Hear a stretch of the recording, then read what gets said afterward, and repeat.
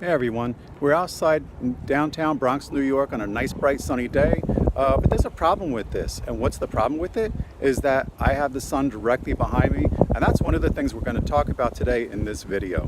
Whenever you're shooting someone, you always want to make sure that the person has the sun in front of them or on this side. In this case, we could see that I'm not all silhouetted out, and that can be a problem when you have the sun or any bright light. I'm sure you've seen pictures where you have someone taking a picture of other people inside a house next to a window and all you see is the silhouettes.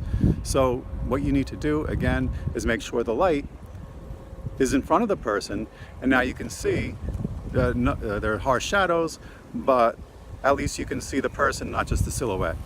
The only problem with shooting a person outside on a bright sunny day with the sun in their face is they're squinting, and maybe you don't want to see the people squinting. You want them to look nice and natural. So what you need to do is maybe find a nice shady space, which let's see if we can find someplace more shady. Here we go. Oh, maybe not. And now we lose the strong shadows. I'm not squinting as much, and it's a more natural looking picture. So turn this way. So again, you can have some shadow, but you want to try and avoid strong shadows. How would you avoid that other than going into the shade? Well, shoot on a nice overcast day. It doesn't have to be rainy, it doesn't have to be totally overcast, but just a little cloud cover will ease that harshness of those shadows. So sun location, that's one issue. Do you want to avoid shooting on a bright sunny day? Well, no. If you're trying to shoot sunrise and sunset, this is important. You want to get those shots. You just want to make sure the people that you're shooting, if you are shooting people, are positioned in a way that they're not silhouetted out. Unless, again, that's what you're looking for. Another thing that you can consider when you're shooting outdoors, especially if it's a portrait shot, is, as you can see, I'm nice and sharp in focus.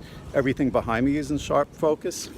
And if you're, actually that's not good because we can't see it, it's burnt out. If you're trying to single out the subject matter, what you'd want to do is like what we talked about in the PowerPoint presentation. You want to set the aperture setting to a nice small number. And the small number represents a wide open aperture setting. It's like the iris in your eye, it opens up nice and wide, and it makes the subject sharp, whatever you're focusing on, and the background would be blurry, and it helps to single out the subject. On the other hand, if you're trying to get everything to be in focus, you set the aperture setting to a very large number or a very small opening in the iris, and that makes everything in focus. And that's typical with video cameras like what we're seeing here. So this is a little hard to see, but if you look at the back of the camera here, we see that the f number on the right, that's the f-stop, is 5.3.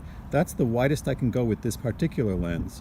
And at the diagram on the left-hand side, you could see the opening is very large. And if I were to scroll down, close up the f-stop, the number is getting larger and the opening in that diaphragm is getting smaller, letting less light in.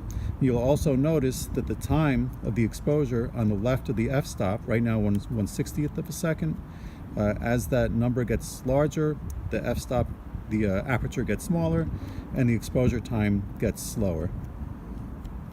So exposure time and aperture are directly related to each other. If you want to get the right exposure, one has to follow the other. So that's pretty much it for shooting tips outdoors today. Next video, we're going to talk about capturing motion and freeze motion, and that will be dealing with the shutter speed. Talk to you later.